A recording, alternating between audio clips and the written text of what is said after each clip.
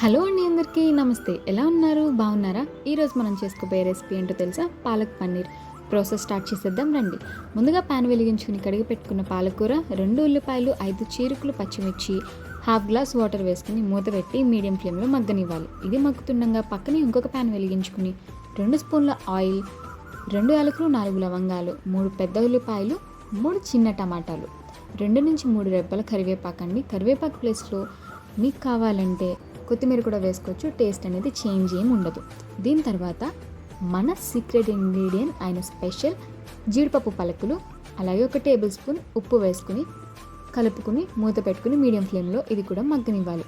ఇది మగ్గుతుండగా ఇందాక మనం పాలకూర పెట్టుకున్నాం కదండి, మగ్గనిస్తున్నాం కదా, అది ఎంతవరకు వచ్చిందో చూద్దాం రండి. చూసారు కదా, మీడియం ఫ్లేమ్లో ఉండడం వల్ల త్వరగానే మగ్గిపోయింది. ఉల్లిపాయ టమాటా దగ్గరికి వస్తే అవే కాదే మేము కూడా మగ్గిపోయాము, ఎందుకంటే మీడియం ఫ్లేమ్లో పెట్టావు కదా, పాలకూరే కాదులే అని చెప్పేసి అన్నాయి.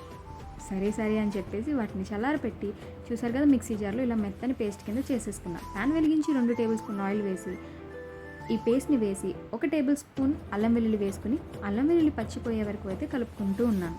కలుపుకున్న తర్వాత ఈ గ్యాప్లోనే నేను పాలకూరని అయితే పేస్ట్ చేసి పక్కన పెట్టుకున్నాను. ఇప్పుడు మళ్ళీ పేస్ట్ దగ్గరికి వస్తే ఇందులో 1 టేబుల్ స్పూన్ ఉప్పు, 2 టేబుల్ స్పూన్ల కారం, 1 table spoon garam masala, 1 table spoon ధనియాల పొడి వేసుకుని కలుపుకోవాలి. హాఫ్ గ్లాస్ వాటర్ వేసుకుని అడగంటకుండా కలిపి మూత పెట్టుకుని అలా మగ్గనివ్వాలి. మగ్గనిచ్చిన తర్వాత మనం పేస్ట్ ఏదైతే పాలకూర పేస్ట్ చేసుకున్నామో దాన్ని వేసుకుని చక్కగా మిక్స్ చేసుకుంటూ ఉండాలి. మిక్స్ చేసుకున్న తర్వాత మూత పెట్టేసుకోండి. ఈ గ్యాప్లో పన్నీర్ అయితే కట్ చేసేద్దాం. పన్నీర్ని అయితే నేను మీడియం పీసెస్ కింద కట్ చేస్తున్నా, ఎందుకంటే మీడియం పీసెస్ అయితే స్మాష్ అవ్వకుండా ఉంటుంది. పన్నీర్ టేస్ట్ అనేది బాగా తెలుస్తుంది. చూసారు కదా, చక్కగా పేస్ట్ అయితే ప్రిపేర్ అయిపోయింది. అందులో పన్నీర్ ముక్కల్ని వేసుకుని ఒక 10 నిమిషాల పాటు మూత పెట్టుకుని మగ్గనిస్తే అంతేనండి, మన పాలక్ పన్నీర్ కర్రీ అయితే రెడీ అయిపోయింది. యమ్మీ అండ్ టేస్టీ అయిన palak paneer curry is ready. దీన్ని అయితే బగారా రైస్తో సర్వ్ చేసుకోవచ్చు, వైట్ రైస్తో సర్వ్ చేసుకోవచ్చు. నేనైతే చపాతీతో సర్వ్ చేసుకుంటున్నాను.